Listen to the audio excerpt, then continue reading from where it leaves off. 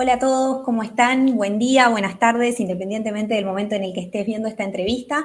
Estoy muy contenta de inaugurar este espacio porque cuando creé y pensé en Pluma Comunicación también lo imaginé como un lugar donde los profesionales de la salud, tanto física como mental, pudieran tener un lugar donde poder venir a desasnarnos respecto de temas que están ocurriendo actualmente y que son relevantes en el ámbito de la salud para toda la población, como es el caso puntualmente del sarampión, este brote de sarampión que estamos atravesando en el área metropolitana de Buenos Aires, que nos sorprendió. Empezaron a llegar las alertas en febrero y nos sorprendimos todos y terminó concluyendo en una campaña que empezó focalizada en el área metropolitana de Buenos Aires el pasado 7 de abril. Así que hay mucho por conversar de este tema y nada mejor que tener un especialista que nos pueda venir a hablar de esto. Y en este caso la vamos a recibir para inaugurar este espacio a la doctora Ana de Prada. Ella es médica infectóloga, actualmente es parte del equipo del Hospital Muñiz, acá en la ciudad de Buenos Aires, y es ex miembro de la Dirección de Control de Enfermedades Inmunoprevenibles, dependiente del Ministerio de Salud de la Nación. Así que, Ana, es un gusto tenerte. Muchas gracias. Bueno, Paula, hola, ¿cómo estás? Muchísimas gracias por este espacio y bueno, ¿qué tema nos trae hoy? Sí, el del sarampión. La verdad que hay muchas consultas, muchas preguntas, muchas dudas al respecto de esto, así que creo que por ahí lo mejor es empezar por lo básico, ¿no? Como desde qué es el sarampión y por qué de repente nos preocupamos tanto por esta enfermedad. Bueno, tal cual. El sarampión, por empezar, es una infección viral, pero ¿qué es lo que nos preocupa tanto del sarampión y por qué está tan mediático? Es porque es uno de los virus más contagiosos del mundo. Y esto es una de las principales cosas al resaltar del sarampión. Cuando nosotros hablamos de virología, hay un valor que se llama R0, que es la transmisibilidad de un virus. Como Sí, podemos ver en este gráfico, el sí. sarampión tiene una transmisibilidad de 12 a 18. Esto quiere decir, ¿qué significa esto? Que cada persona que tiene sarampión puede contagiar a entre 12 a 18 personas. Y comparémoslos con otros virus de los que más nos preocuparon el último tiempo. El Sí, COVID-19 tiene un R0 menor a 5 y el virus de la gripe, como la gripe sí, A, tiene un sí, R0 menor a 3. O sea, imagínense lo contagioso que es el sarampión y sí. esto es uno de los motivos principales por los cuales nos preocupa. Te hago una consulta que yo vi y que me quedó también dando vueltas. Un dato que vi. ¿Es cierto que el virus del sarampión queda como vivo, si se puede decir, en el aire durante 2 horas más o menos? O sea que por eso también puede ser además muy contagioso. Exacto. Si una persona estuvo en un espacio cerrado, por ejemplo, y se va, Sí, durante 2 horas ese virus puede quedar en las superficies porque se contagia por gotas, pero también por sí, aerosoles respiratorios, porque ahora vamos a sí, hablar un poco de cuáles son los síntomas, pero sí. sí, hasta 2 horas el virus permanece activo y contagiante en un espacio. Esta es otra de las cosas que también preocupa muchísimo de este virus.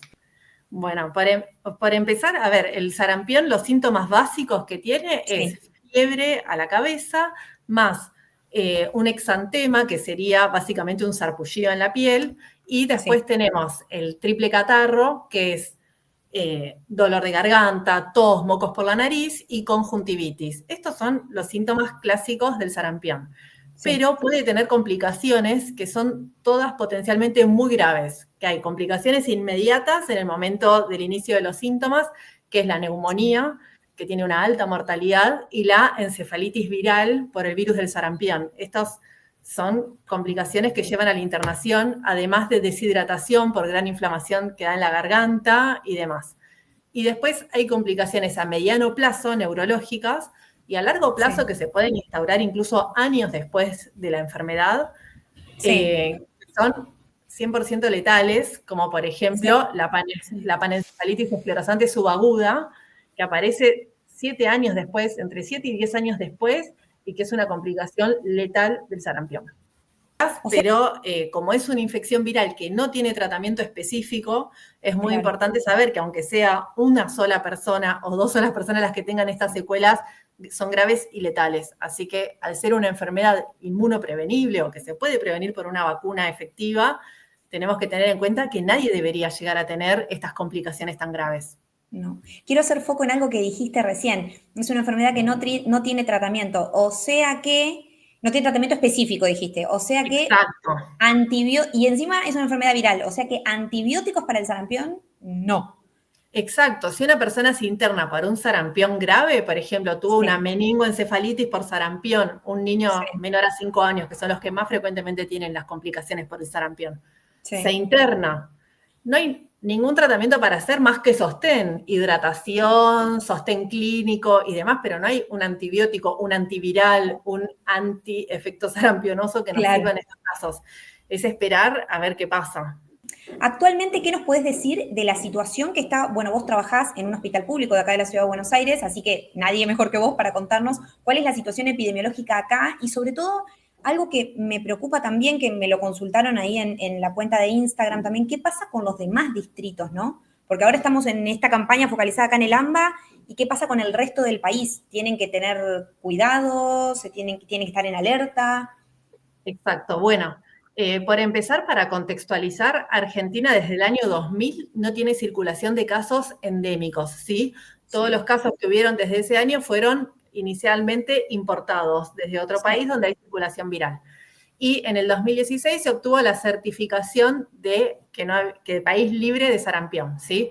Que es una certificación que evidentemente estamos por perder.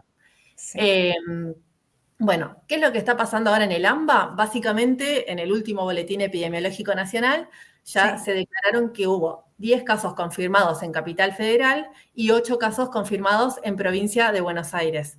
De estos sí, 18 casos totales, 3 fueron importados y sí, 9 se confirmó que había relación con estos casos importados. El sí. resto continúan en revisión, Ok. ¿sí? O Hay sea que que tener pueden aparecer más casos, digamos. Podemos enterarnos de que hay más casos. este valor de 18, seguramente hay muchos casos subdiagnosticados y sea más grande que los 18 confirmados que hay, ¿sí? Claro. ¿Por qué? Porque el sistema de vigilancia a nivel nacional no es 100% efectivo, sino Sí, que muchas veces hay casos de fiebre y exantema que van a la guardia y no se notifican como casos sospechosos, claro. también en parte porque es una enfermedad que no hubo en el país y los médicos no están acostumbrados a tratar sarampión o a ver sarampión. Por Claro. eso salen las alertas epidemiológicas y las capacitaciones, Sí. porque yo de hecho nunca vi un caso de sarampión en mi vida y soy Mira, infectóloga y claro. trabajo en el Hospital Muñiz, digamos. Sí. No es que es algo que estemos acostumbrados a ver, así que tiene que haber un alto nivel de sospecha y para eso también sirven eh, las alertas epidemiológicas. Claro, ok. Y en el resto del país, ¿qué pasa teniendo en cuenta que, bueno, como te digo, hay una campaña focalizada ahora que comprende Ciudad de Buenos Aires y 40 municipios de la provincia? Entonces, también quisiera que habláramos un poquito de eso para dejar bien en claro quiénes se tienen que vacunar y no, así que si también puedes contarnos de eso, pero después, saliendo de eso, ¿qué pasa con el resto del país? Bien, bueno, el problema del sarampión, como dijimos antes, es que es Sí, altamente contagioso y también dijimos que no tiene tratamiento. Ahora, sí, la vacuna es muy efectiva. Con 2 dosis, las personas se consideran protegidas en más de un 90% sí, y si una persona se contacta con una que tiene la vacunación sí. y está completamente vacunada, esa persona no se va a contagiar de sarampión y por ende va a cortar la cadena de transmisión, ¿sí? Ok, Así que el problema de nuestro país es que en los últimos años las coberturas de vacunación vienen en descenso. Esto no es un problema solo de Argentina porque es una tendencia mundial a que nivel se global. acercó después de la pandemia, que después igual podemos hablar un poco de eso, Ujú. pero lamentablemente a nivel nacional, la primera dosis de la vacuna triple viral del calendario, que es la que Sí, se da al año de vida, hay sí, un 81% de cobertura. En vez de ser del 95% mínimo que pide la OMS, estamos en un 81%. Y la segunda dosis, que es al ingreso escolar, a los 5 años, sí, hay un 54% de cobertura a nivel nacional. Y en el AMBA es aún menos, porque es un 40 y pico por ciento para PBA, para Provincia de Buenos Aires, sí, y un par de puntos más para Capital Federal, pero está muy por debajo del 95 esperado. ¿Qué quiere decir sí, esto? Quiere decir básicamente lo que está pasando. Entra un caso de sí, sarampión importado, no importa si vino de Rusia o de Tailandia, pero entra y se disemina rápidamente porque las enseguida. personas son susceptibles, o sea, no pueden bloquear la transmisión porque se van a contagiar porque no tienen la inmunidad, no están vacunadas, no están protegidas. Hay algo que se llama la herramienta de la OMS para medir a nivel de los municipios qué riesgo tiene cada municipio de reintroducción del sarampión. Esto es, ante que entre un caso, qué coberturas hay de la población en la vacunación, cómo funciona el sistema de vigilancia, qué tan rápido se hace el diagnóstico y las acciones de bloqueo. O sea, esta herramienta mide varios aspectos. Sí. Y dio para Argentina que el 60% de los municipios de todas las provincias, el 60% en general, tiene un alto riesgo de reintroducción. Así que lo que está pasando en el AMBA en este momento es porque justo ingresaron ahí los casos que se importaron y se empezó a desparramar. Pero podría pasar en otro lugar también. Tranquilamente, claro. Un poco abonando esto que vos decís, hay una tendencia global a que las personas no se vacunen. ¿Y vos a qué lo atribuís a eso? La otra vez yo estuve leyendo respecto de qué dicen los especialistas, ustedes, respecto a por qué bajan las tasas de vacunación, y chequeado, también lo informó el medio, que decían como que hay 3 factores posibles. Uno es la desinformación que hay respecto de las vacunas y que circula mucho en redes sociales y en las diferentes plataformas. Otro es el COVID-19 y otro más, en este momento no me acuerdo cuál era, pero eran 3. Pero no sé, vos como especialista, ¿qué crees que pasa porque bajan las tasas de vacunación? ¿Por qué tenemos este problema ahora? Bueno, no, están perfectas esas causas que nombraste. Es verdad que hay esta tendencia de bajas coberturas que hay a nivel nacional en nuestro país, también reproduce algo que se da a nivel internacional. Están bajando las coberturas y esto es una amenaza que están recibiendo todos los países y sobre la cual hay que trabajar mucho desde la salud pública. Sí. Pero, por un lado es esto, el cansancio que generó la pospandemia, la desinformación que circula, los grupos antivacunas.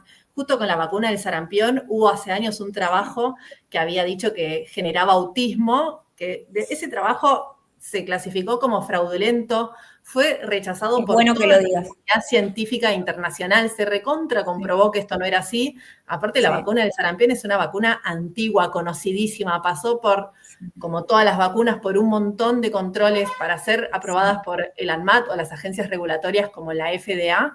Tienen que pasar controles muy estrictos de calidad y la vacuna del sarampión hace muchísimos años que la venimos usando, pero bueno, por un lado la desinformación, por otro lado el cansancio de la pandemia y por otro lado hay algo que las mismas vacunas, digo yo, se generan mala prensa porque uno a veces deja de percibir el riesgo de una enfermedad cuando la misma vacuna es la que te protege.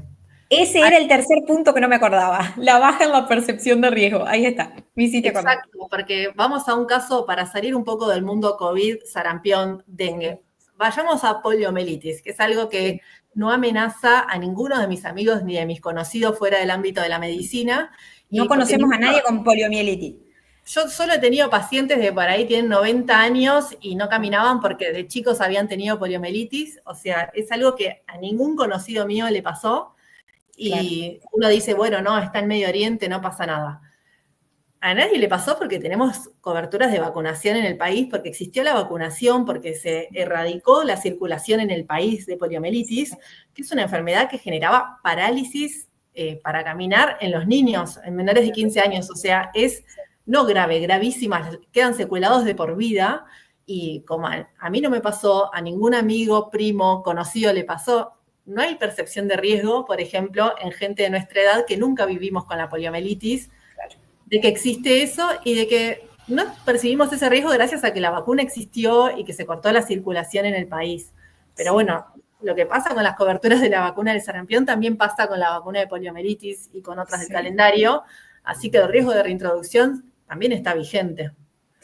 Y leí, hace poco fue el día de concientización del cáncer de cuello uterino, el 26 de marzo, y también al respecto leí que hay también bajas coberturas en lo que es la vacunación contra VPH. Así que otra vacuna más que se suma a las que la gente no se está queriendo dar o no se están... También lo que decís vos, faltan campañas, es un poco más general, más allá de que la gente quiera o no quiera ir, me parece que tampoco está siendo del todo convocada de alguna manera y explicado los riesgos reales. como para que la población tome conciencia del riesgo al que se expone, ¿no? Al que nos exponemos todos. Sí, exacto. Justo la vacuna contra VPH en Argentina está indicada a los 11 años y a los Sí, 11 años es una edad donde las coberturas aún son más bajas porque es mucho más difícil de captar esa población. Y en esto quería hacer un paréntesis para volver a sarampión, que sí, los expertos de la comisión de sarampión y también la sí, última CONAIN que hubo sí, solicitaron que la segunda dosis de triple viral, que hoy en día está indicada a los 5 años, que es el ingreso escolar, sí, bajara a los 18 meses, para que a los sí, 18 meses todas las personas tuvieran 2 dosis, que es la cantidad que se necesita para estar protegidas. Ese sí, cambio en el calendario todavía no lo impulsaron, ¿sí? claro. Desde Nación, pero quería dejar en claro que la idea y lo mejor que nos Está. puede pasar es que la edad de la segunda dosis de la vacuna baje a 18 meses. Bueno, por eso es que en esta campaña, volviendo al sarampión, en la campaña focalizada que hay ahora, por eso es que esta dosis extra se da antes de los 5 años, ¿verdad? Exacto. A ver, Sí, como toda persona para considerarse protegida tiene que tener 2 dosis de vacuna doble o triple viral, lo que sí, se está haciendo en la campaña es, por un lado, está indicada por calendario nacional de vacunación desde siempre, al sí, año la triple viral y a los 5 años la triple viral. Lo que se sí, está agregando ahora es que desde los 6 meses podés recibir la doble viral, no la triple, la ok, doble, la doble. con lo Contra cual, sarampión y rubiola es la doble, ¿no? exacto, la SR, sarampión rubiola. Ujú. Y también hasta los 4 años, 11 meses y 29 días, también recibir la doble viral. Con lo cual, así sería más fácil que las personas tuvieran 2 dosis para estar Claro, protegidas y no esperar hasta los 5 años que las tengan. Estas claro, dosis no cuentan como dosis de calendario, son dosis adicionales y ok. no te eximen de tener que recibir al año y a los 5 años la triple viral. Ok. O sea que si yo tengo un hijo de 1 año y ya lo vacuné, de 2 años, y al año ya lo vacuné con la triple viral, igualmente entra dentro de esta campaña. Si vivo en el AMBA, lo llevo al vacunatorio, lo vacunan, ¿verdad? Exacto, y se tiene que dar la dosis adicional de doble viral, que no Ok. cuenta como dosis de calendario, sino A que es los 5 lo adicional. llevo de nuevo. Exacto, a recibir su dosis de calendario de triple viral, porque el calendario no se toca. Perfecto, ok. Y a todo esto quería Sí, resaltar que la sí, vacunación es un acto colectivo y solidario y que si no estamos vacunados en un gran porcentaje de la población, más del 95%, el virus va a circular. Si nosotros no somos parte del bloqueo, somos parte de la cadena de transmisión. Y claro. hay gente que no se puede vacunar porque, por ejemplo, Eso te quería preguntar si hay personas que no puedan recibir la vacuna contra el sarampión, que es de lo que estamos hablando en este caso, pero hay grupos de población que no deben recibir esta o no pueden recibir esta vacuna y con lo cual son más vulnerables todavía. exacto, sí, la vacuna es una vacuna a virus vivo atenuado, es decir, Ok, no es una vacuna inactivada, es un virus potencialmente te genera una infección, por más de que sea algo controlado y demás, no lo sí. puede recibir cualquier persona. Por eso está contraindicada en personas menores de 6 meses, en Ujú, personas gestantes y en inmunosuprimidos o personas con alteración de la inmunidad.